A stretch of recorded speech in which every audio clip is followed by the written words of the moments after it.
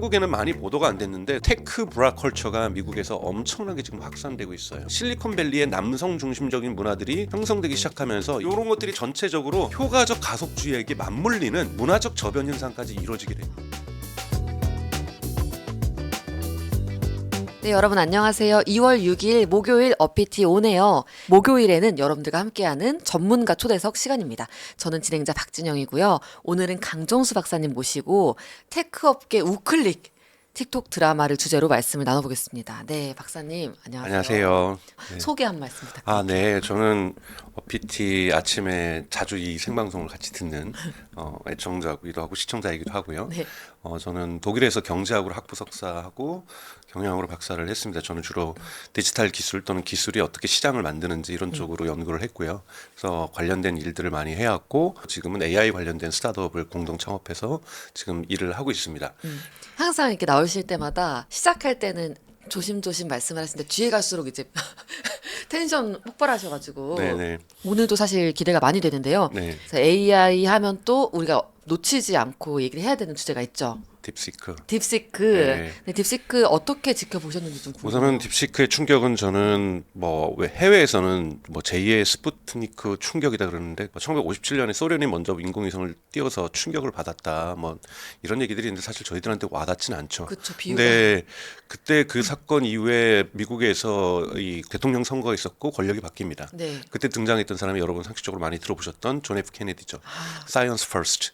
그러면서 스템 교육이라든지 수학 교육들, 물리 교육들 이렇게 하면서 나사가 만들어지고 진짜 과학기술 중심으로 미국이 완전히 재편됐던 그런 시기를 말하고 있거든요. 저는 개인적으로는 2022년 11월 30일 챗GPT가 처음으로 나왔던 그 순간보다 더 큰 충격이라고 저는 보고 있고요. 정말요? 네, 딥시크는 정말 여러분 탈수 1단계 가속도로 지금 막 세상이 변해가고 있는데 탈수 3단계로 전환되는 우선 비용이 대단히 절감되었고 이러한 부분들이 가장 중요한 거죠. 효율성이 좋아졌고 왜냐 오픈 소스로 무료로 풀렸기 때문에 여러분들 어그로 끄는 기사들 네이버에 그리고 유튜브에 엄청나게 많아요. 중국의 개인정보 뺏긴다 그런 거는 여러분 앱에 깔고 계시거나 웹에서 이용하는 딥시크는 중국에서 호스팅되기 때문에 그런 위험성이 있고 네. 가능성이 있어요. 시진핑을 욕하라면 욕도 못하고 타이완이 어느 나라라면 중국의 하나의 부분이라고 하고 이런 문제 있지만요. 네. 그것을 다운받아서 네. 오픈소스라는 건 다운받아서 마음대로 바꿀 수가 있는 거거든요. 그런 것을 보통 우리가 포장한다 그래서 레퍼라는 단어를 씁니다.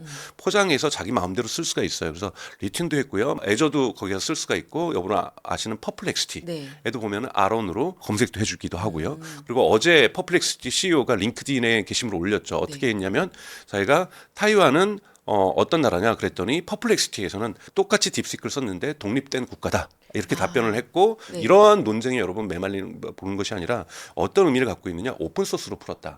그런데 맞아요. 여러분 메타의 라마도 오픈소스고 알리바바의 콘이라는 것도 오픈소스인데 이거는 반쪽짜리 오픈소스입니다. 네. 왜냐하면 대기업은 또 쓸 수 없고요. 네. 허락을 받아야 되고 가장 중요한 것은 기술 문서를 공개는 하지 않았어요. 그냥 솔루션 받아서 쓰고 싶으면 써라. 근데 이번에 가장 중요한 것은 기술 문서가 같이 공개되는데 공개된 거예요. 네, 그것이 정말 대단히 디테일하고 자세하게 적혀 있어요. 심지어는 네이버 같은 경우에는 기술 문서에서 참조해서 우리는 그 오픈소스 쓰지 않더라도 우리 클로바익스를 발전시킬 수 있겠구나 이런 걸 찾아내게 되는 거예요. 네, 해답지를 보여준 거죠. 그렇죠. 완전히 족보를 보여준 거죠. 아. 그것도 아주 꼼꼼하고 자세하게. 그러다 보니까 충격적인 거죠. 왜냐하면 그럼 얘는 뭘로 돈 벌려고 하나? 우리는 돈 벌고 싶지 않고 이것을 다 무료로 풀어서 인류가 AI를 쓸 수 있게 하겠다. 이런 얘기를 하고 있단 말이죠. 이건 네. 원래 오픈 AI의 창립 정신이거든요. 근데 오픈 AI는 이름만 오픈 AI지. 되게 비싸요. 클로즈드 AI잖아요. 네. 폐쇄형이고 그런 부분에서 중국의 이러한 O1이라고 하는 어깨를 나를 수 있는 정말 똑같은 서비스를 내놨다는 건 대단히 충격적인 거고 전체 직원 200명 중에서 2명만 해외파고요. 다 유학도 안 갔다 온. 네. 그리고 대학 졸업한 지 2년을 넘기면은 가능한 안 뽑았어요. 전체의 90%가 대학 졸업한 지 2년 미만. 이런 사람들을 뽑아서 그들에게 얘기했던 건 월급은 내가 알리바바만큼 주겠다. 알리바바만큼 주고 텐센트만큼 줄 텐데 그보다 더 줄 텐데 네. 도덕적 존경심을 받는 우리 성과를 내자. 그만큼 우리가 존경을 받을 것이니 그걸 하기 위해서 달려가 보자. 그래서 달려왔고 짧은 시간에 성과를 냈다는 부분에서는 정말 대단히 친중일 수 있고 여러 가지 요즘 그것 때문에 논쟁이 있지만 그걸 떠나서 기술 객관적으로 보고 그 족보를 공개했다는 것만으로는 박수를 받아야만 한다라고 저는 생각하고 있습니다. 딥시크의 량원판인가요? 평. 량원판, 그렇죠. 네. 그리고 이 이름이 이제 앞으로는 좀 오래오래 기억될 수 네. 있을 것 같다. 그리고 지금 스턴 파트님이 말씀 주신 게 최근에 네이버 카카오 주가 오른 것하고도 관련이 있나요? 그럼요. 근데 이제 그것이 얼마나 지속될지는 저는 네. 네이버 같은 경우에는 클로바 익스 내놓은 지 벌써 1년 반 지났잖아요. 그리고 버전업을 안 하고 있었어요. 내부적으로는 뭐 이거 한다 이런 얘기들이 있었는데 네. 요번에 그 딥시크에 이 영향을 받아가지고 자신들을 개선할 수도 있었고 두 번째 이 위기 의식이 나오면서 우선 이해진 의장이 이사회의장으로 복귀를 했잖아요. 네. 경영 일선으로 이런 부분도 긴장감을 느끼고 있었던 거고 우리 가고 있다고 생각하는데 미국에만 뒤처지는 거는 돈이 엄청나게 들어가니까 이건 뭐 우리도 엄두도 못 내는 거니까 그쵸. 그랬는데 못한다고 생각했죠. 심지어 우리보다 돈을 적게 썼는데도 더 잘해? 뭐 이런 기업이 생겼어. 이거에 대한 긴장감이 확실하게 생겼고 카카오 자체 언어 모델 만들다가 포기했죠. 네. 뭐 라마 뜯어보고 있었죠. 오픈 소스기는 한데 문서가 공개 안 됐으니까 이걸 어떻게 활용해야 될지 조금 공부하는데 시간 걸리다가 갑자기 오픈 AI랑 같이 하자니까 그냥 같이 하게 되는 거라서 이런 분위기는 타고 있죠. 지금 AI가 전체적으로 분위기를 서비스업 즉 소비자를 접점을 가지고 있는 것은 앞으로 AI를 더욱더 쉽게 적용할 수 있고 중요한 건 저렴하게 저렴하게. 적용할 수 있고 이 가격의 이 허들들 이 진입 장벽을 낮춰버렸기 때문에 대단히 이런 서비스 소비자를 갖고 있는 곳에서는 저는 앞으로 잘 될 거라고 보고 있어요. 네. 그러나 이것이 정말 자체 체력으로. 실력으로 할 수 있는 건 아니지만 적극적으로 그들이 앞으로 딥시크가 나왔던 것과의 연구 성과들 우리가 경제학에서는 이것을 긍정 외부 효과라고 하죠. 이 긍정 외부 효과를 잘 받아서 챙겨낼 경우에는 충분히 성장의 모멘텀을 마련할 수도 있지만 네. 다른 곳에서도 우리도 이거 무료니까 AI 스타트업들이 엄청나게 생길 거고요. 원래도 있지만 더 그들은 공세적으로 나올 거예요. 왜냐하면 지금 때문에 비용 이슈 때문에 잘 못했거든요. 그쵸. 리툰 여러분 계속해서 적자 보면서 투자 받은 돈으로 여러분들에게 무료로 제공해 줬던 거예요. 근데 리툰도 여러분들 거기서 챗GPT 쓸 수 있는데 다 무료잖아요. 네. 그거 다 투자 받은 돈으로 그 출혈 경쟁한 거죠. 출혈 경쟁했는데 이제는 리툰도 여기서 돈이 안 들어가는 거죠. 호스팅 비용에는. 훨씬. 그러면 훨씬 더 공격적으로 네. 서비스를 제공해 줄 수가 있는 거죠. 네. 여러분 우리는 그러면 이런 기술을 지금 한국은 기술 도입에 있어서 너무나도 떨어져 있다라는 거예요. 제가 예를 들자면 양산에 있는 대단히 연매출 한 4조 정도 되는 상장돼 있는 기업에 가서 공장이겠죠. 되게 큰. 거 가서 강의를 했었는데 AI 관련돼서 거기에 있는 전체 사장님이 얘기하시는 거예요. 우리 직원 중에서 개발자도 한 명도 없다. 4조가 매출인데도 다 그냥 그런 거 필요하면 외주 준다. 네, 4조 매출이요? 그래서 자 이런데 그리고 누가 여기 와서 개발자가 일하겠느냐 양산까지 와서 안 한다. 네. 우리도 서울에 있는 회사에 맡긴다. 그러니까 이런 데서는 시대의 변화를 이제는 우리 기술로는 이제는 쫓아가기가 너무 어렵다라는 거예요. 이것이 지금 한국 사회가 겪고 있는 문제고요. 네. 이렇게 모두가 의사대가 되려고 하는 나라. 인재가 골고루 확산돼야 되잖아요. 앞으로 휴머노이드 로봇 되면은 기계공학 엔지니어도 필요하고요, 전자공학 엔지니어도 필요하고요, 컴퓨터공학 엔지니어도 필요하고 이걸 받쳐줄 수 있는 수학, 물리학 그리고 문학들, 인문학들 다 필요해요. 근데 인재가 우리는 쏠리고 있잖아요. 변호사 아니면 의사. 뭐 이렇게 돼서는 나라가 발전하기 어렵다라는 어렵고, 거고요. 그리고 또 하나 지금 보세요. 문제가 뭐냐면 중국은 미국 가가지고 유학을 한 다음에 다시 돌아와요. 자국으로 네, 돌아오는데. 블룸버그 보시면 전체적으로 80 몇 프로가 돌아와요. 네. 우리는요 90 몇 %가 남아요. 아, 타지. 네. 그렇죠. 왜 미국에 들어갔더니 요즘 석사만 졸업하고 AI로 공부했으면요 오픈 AI는 초봉이 1 밀리언 달러예요, 여러분. 구글의 딥마인드도. 그러면 여러분들의 친구나 애인이나 자식이 뭐 친척이 1 밀리언 달러 받아서 거기서 일할래? 아니야. 너가 무슨 생각을 해? 나라를 생각해서 네이버로 와가지고 1억 받으면서 1억도 많아. 1억 받으면서 일해. 뒤에만은 좀 그런데요. 프랑스 같은 경우에는 미스트랄을 만들면서 어떻게 했냐면 프랑스 정부가 미국에 진출해 있는 A 학자들을 갖다가 프랑스로 다 오라고 했어요. 그리고 그 월급의 차이 올 때 그리고 혼자 오지 말고 인도 친구도 데리고 오고 파키스탄 친구도 다 데려와라. 그럼 그들이 미국에서 받았던 월급만큼 우리가 보존해 주겠다. 만약에 그 기업에서 그걸 못 주면. 이러한 인재 경쟁도 벌어지고 있는 거예요. 네. 판이 완전히 바뀌는 거예요. 판이 완전 바뀌는 거다. 네. 아니 너무 재밌는 게 전 채팅을 같이 보고 얘기를 하고 있잖아요. 네. 우리 시청자분들이 가속 페달 밟으셨다고 한국인들이 좋아하는 속도라고 네. 혹시 딥시크 R1을 탑재하셨는지 제가 원래 좀 이배속으로 아유, 진행을 합니다. 저희가 너무 좋아하는 속도예요. 네. 자, 그래서 딥시크 얘기 너무 사실 흥미로워서 잘하면 오늘 이 얘기로만 채울 수 있겠다 싶었는데 오늘 주제로 일단 넘어가 보도록 하겠습니다. 자, 트럼프 2기 정부가 출범을 했죠. 결국 네. 시작이 됐고요. 작년 11월 당선 이후로 이 트럼프 2기 정부가 어디로 갈지 어디로 튈지 몰라서 다 긴장을 했었는데 실제로 취임식 당일부터 막 속보가 나왔었죠. 굉장히 많은 내용들의 행정서명에 막 행정명령이 사인하면서 막 만년필 뉴스가. 던지고 막. 그쵸. 그 사람들 향해가지고 기념품처럼 퍼포먼스까지 해가지고 난리가 났었는데 저희는 이제 사진을 보고 어떤 보도자료 사진을 보고 놀랐던 장면이 있습니다. 취임식 현장에서 눈길을 끄는 장면. 행사장 2열에 테크업계 거인들이 다 자리를 차지하고 있었어요. 네. 우리나라로 치면은 재계 거물들이 취임식 앞자리에 앉아가지고 이렇게 앉아 있는. 네, 원래 거기 정치인들이 앉을 자리죠. 국회의장이라든지 상원의장, 하원의장보다 앞에 앉아 있는 있었던 아 거예요. 진짜 거의 VIP, VVIP 그렇죠. 석에 가족 다음이었죠. 가족 다음으로 앉은 거예요. 그럼 더 놀랍네요. 네, 네. 그리고 우리가 보통 실리콘밸리 이런 테크 IT 업계 이제 선도주자들은 약간 그 민주당 가치 쪽에 좀 더 지지하는 네. 게 저의 머릿속에서도 좀 일반적이었었는데 신기했어요. 이런 네. 현상 자체가. 그래서 우클릭하게 된 이런 배경 흐름들이 궁금했습니다. 네, 우선 실리콘밸리에 예를 들면 100개 기업이 있다면 100개 다 지금 우클릭을 하고 있는 것은 아니고요. 네. 뭐 빌 게이츠 같은 경우는 끝까지 해리스를 지지했었고요. 근데 실리콘밸리 같은 경우는 마크 앤드리슨 호로위츠라는 대단히 큰 투자 회사를 갖고 있고 여러분 잘 기억 못 하시겠지만 네스케이프라는 걸 만들어서 네스케이프. 떼돈을 벌었던 사람이 마크 앤드리슨이 아. 최근에 뉴욕 타임즈에서 인터뷰를 했죠. 클린턴 정부까지는 정말 친했다. 그리고 오바마 정부까지는 됐는데 그 이후부터 민주당이 너무나도 빅테크를 규제하려고 한다. 그래서 바이든에서 규제를 사실 정부 때 파상적으로 시작을 했고요. 네. 나름대로 근거가 있으니까 했겠죠. 그런데 여러분 보셔야 될 것은 트럼프가 물론 개인적으로 저는 여러분 먼저 말씀드리면 저는 트럼프를 지지하지는 않습니다. 하지만 트럼프가 1기 때 했던 마가 운동, 즉 Make America Great Again이라는 단어를 네. 할 만한 방법이 없었어요. 뭐 석유 재벌들 다시 불러 와가지고 그렇죠. 미국이 뭐 다시 그레이트해지네 절대 그럴 일은 없었고 그냥 혼자 떠들다가 끝났거든요. 네. 그런데 트럼프가 찾은 거야. 마가는 미국을 다시 위대한 국가로 만드는 건 실리콘밸리 때문이다. 실리콘밸리다. 실리콘밸리가 할 수 있고 여기에 있는 AI가 할 수 있다. AI로 국방부터 모든 산업과 AI가 제조로 다 바꿔버리면 이걸로 미국이 위대해질 수 있고 이걸 중국에게 뺏기지 않을 거고 세계를 지배하겠다라는 생각이 들었고 여기에 그러니까 여러분 그냥 뭐 선거 자금 줘서 트럼프랑 성격 맞아가지고 일론 머스크가 지원하고 그러는 게 아니라 일론 머스크는 여러분 대단히 저는 그 일론 머스크가 요즘 하는 행동에 동의하지 않습니다만 대단히 목적 지향성 인물이에요. 즉 목적을 위해서는 수단과 방법을 가리지 않아요. 원래 오바마하고 되게 정부에서 많은 후원을 받았고 지난 선거에서는 본인이 정계는 바이든 찍었다 그랬거든요. 근데 어떤 목적을 갖고 있느냐?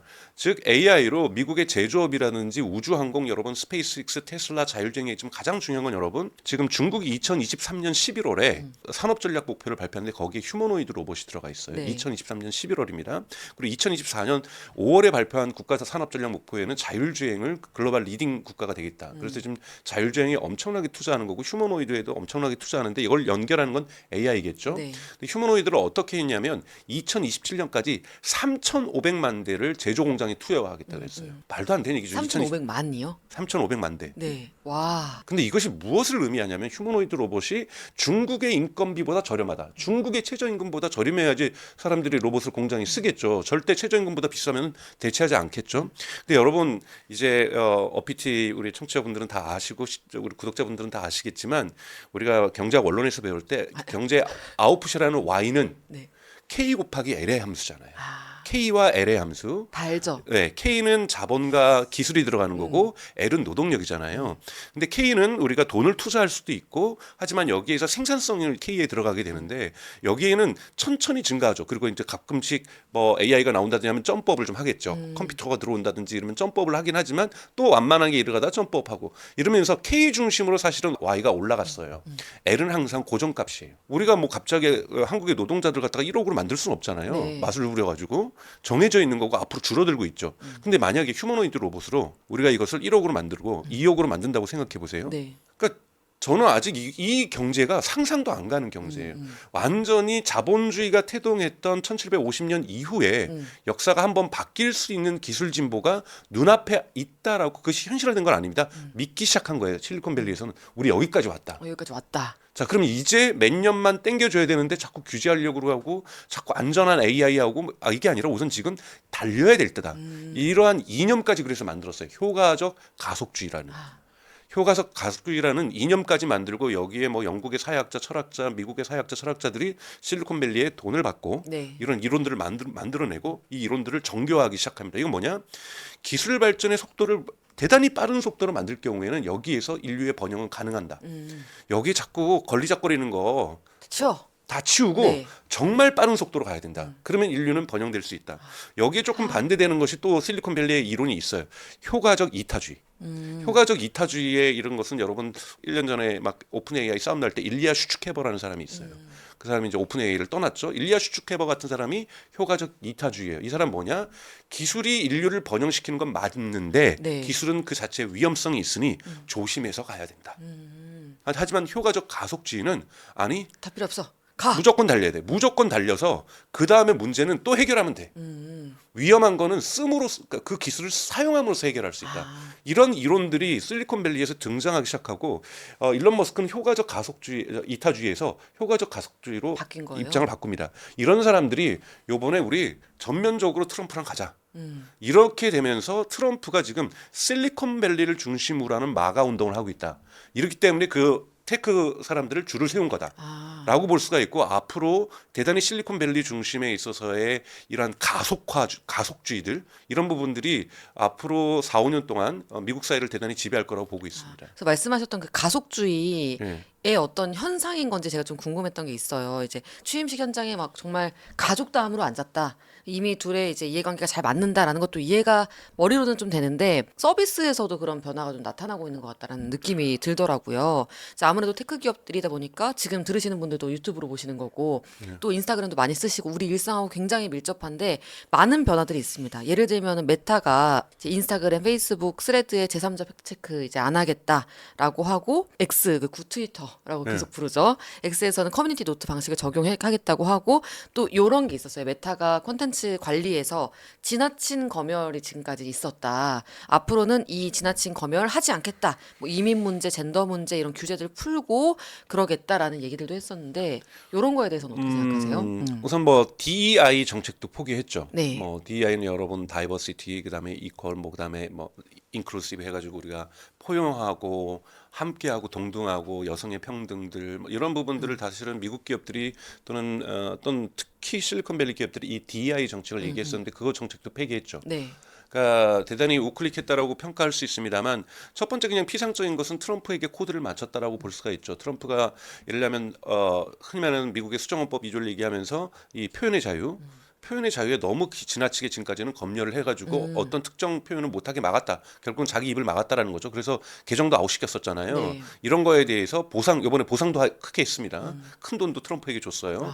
메타가 정치적으로 이제 트럼프에게 잘 보이고 싶은 거죠. 왜냐하면 트럼프가 실리콘밸리랑 같이 하려고 했는데 같이 안 쫓아와. 그러면 이 사람은 거칠게 치는 사람이잖아요. 그러니까 이런 부분에서의 이 위축 효과도 있다라고는 저도 생각이 들어요.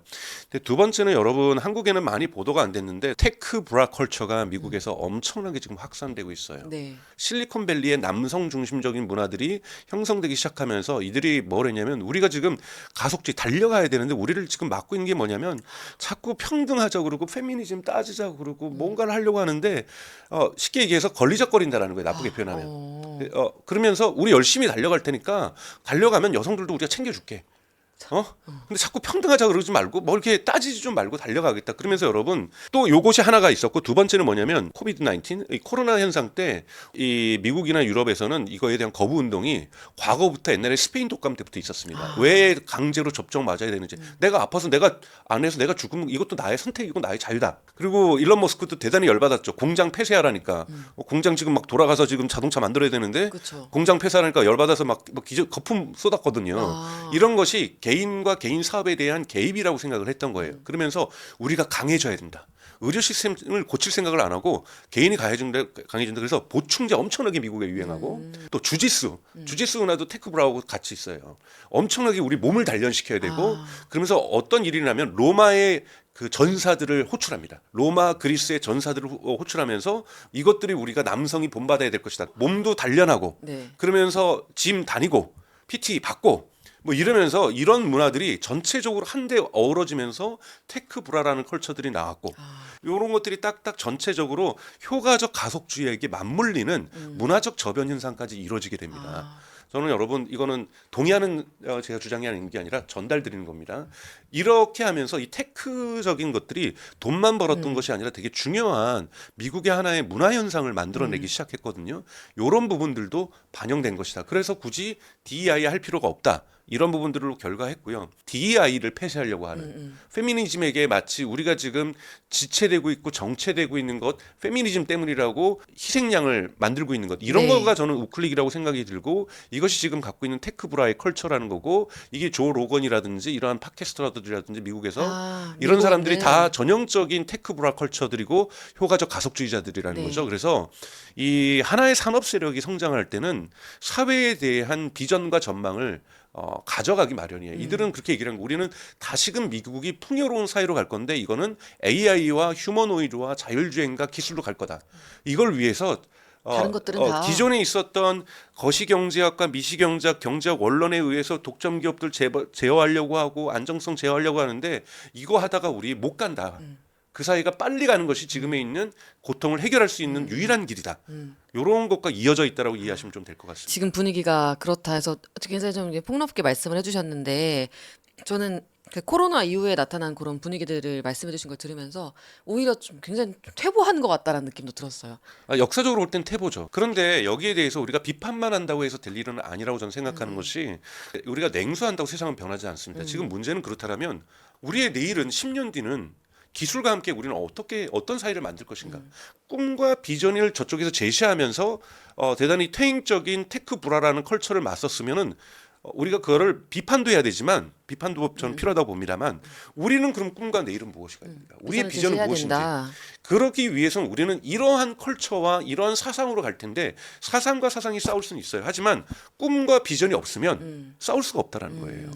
정반합으로 가잖아요. 근데 이제 관점에 따라서 저는 지금 이게 기술적 가속주의가 가속주의. 네. 정이 아니라 반이라고 보는 것이고 네. 결국 많은 사람들이 지금 트럼프를 비롯한 이제 뭔가 기술주의자들은 이걸 정이라고 보는 것인데 네. 그럼 그거에 대응할 만한 비전을 갖고 있는 반이 없다라는 거죠. 그렇죠. 어. 네. 자동차가 만들어지고 1907년에 포드가 이 자동차를 대량 생산하잖아요. 모델 T로요. 그러면서 그것도 대량 생산하면서 가격이 낮아지면서 자동차가 대중화되면서 정말 많은 사람들이 미국에서부터 타기 시작하면서 전 세계로 자동차가 퍼집니다.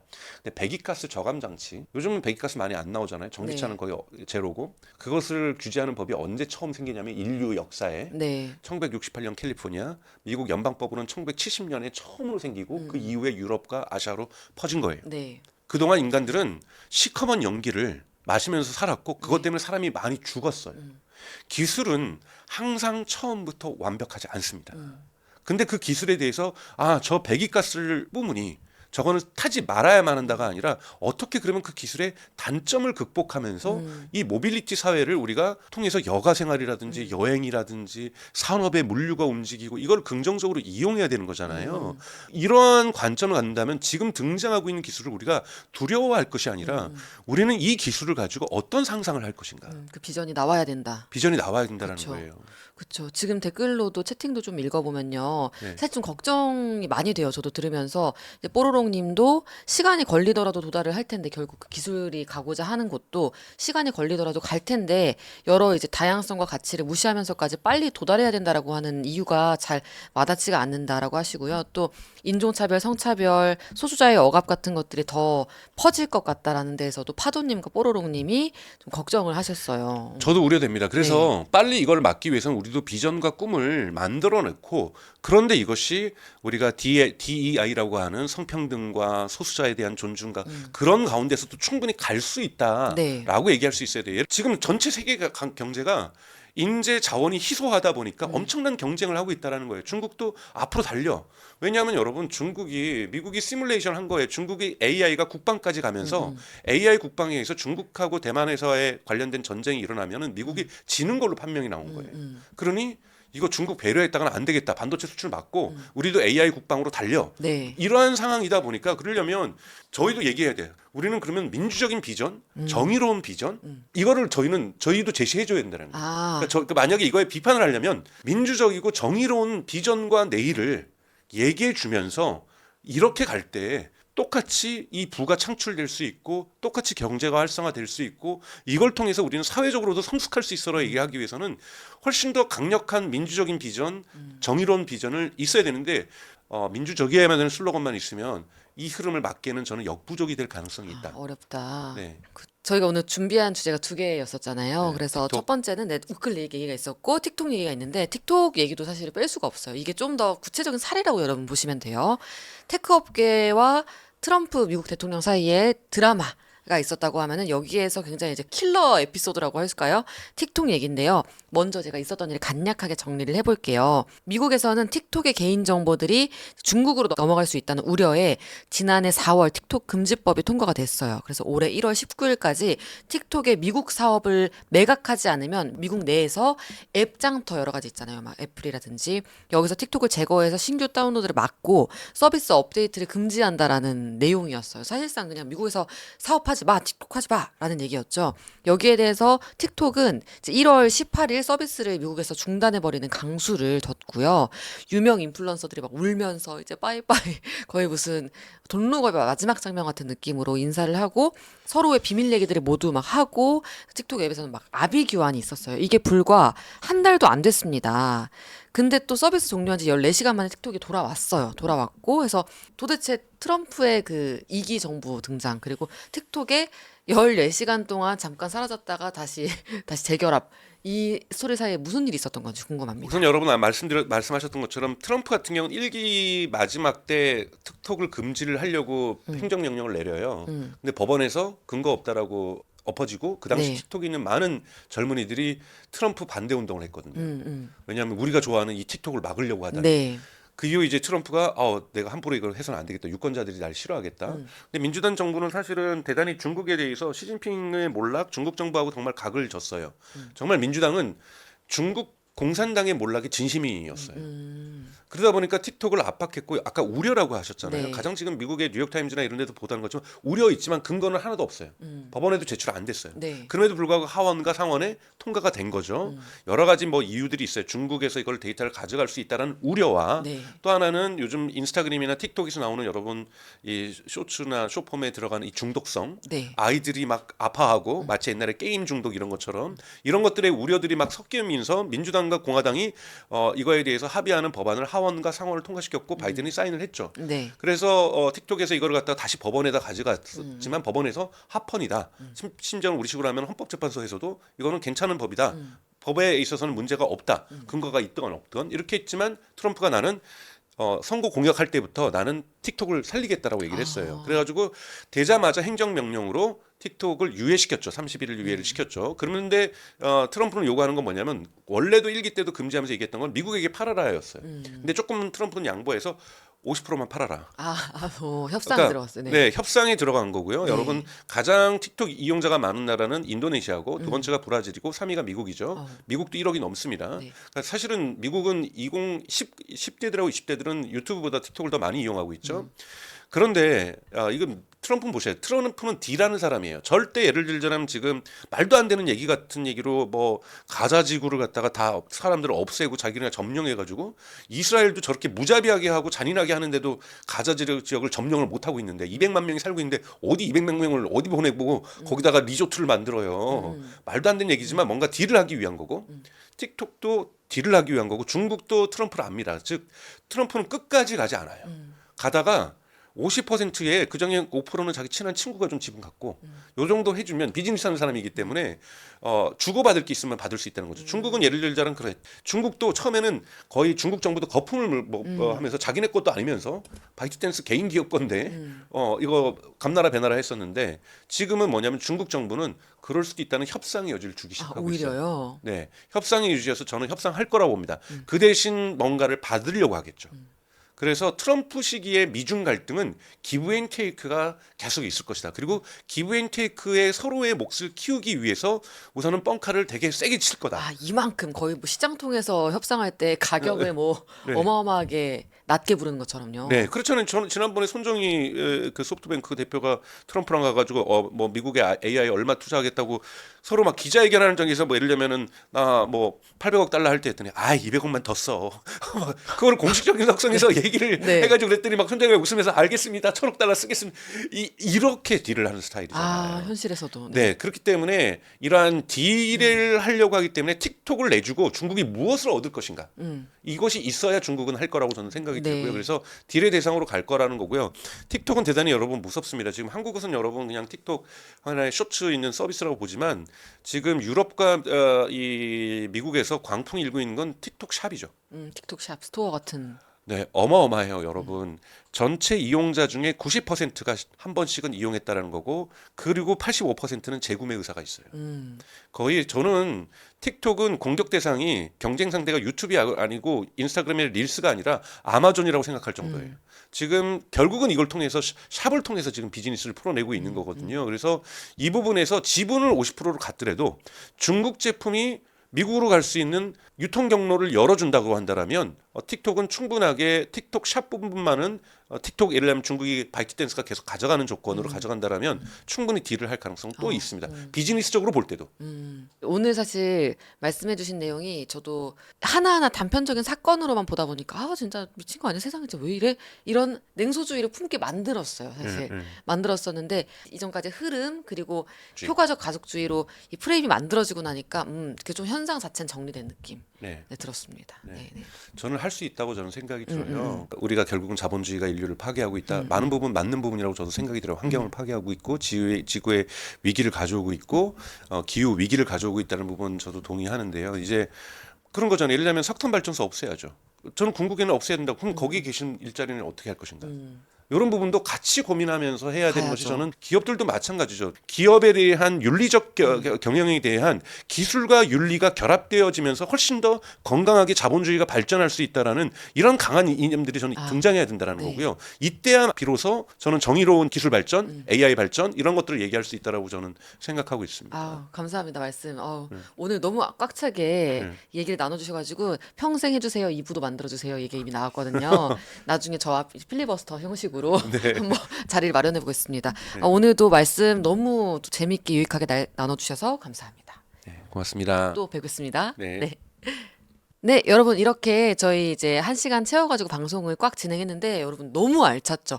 오늘 아침부터 거의 한 2박 3일치 유익함을 머릿속에 넣은 느낌이 아니겠습니까? 정말 생각할 거리가 많은 문제고 이제 막 출범이 돼서 우리 눈에 가시화된 거잖아요. 이 문제 현상이.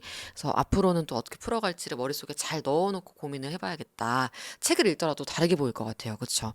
다음 주에도 굉장히 풍성하게 채워서 2월 전문가 초대석 저희 진짜 레전드거든요, 여러분. 오늘 시작이 너무 또 이제 딱 느낌 오시죠? 그래서 2월에도 전문가 초대석도 그렇고 저희 뉴스토스트 기업연구소 머니로그 다 너무너무 알차게 준비했으니까 절대 놓치지 마시고 함께 해주셨으면 좋겠습니다. 이번 주 어피티 온에어 라이브도 여기서 인사드리고요. 즐거운 주말 보내시고 오늘도 화이팅입니다. 저희는 다음 주 월요일에 인사드리겠습니다. 감사합니다.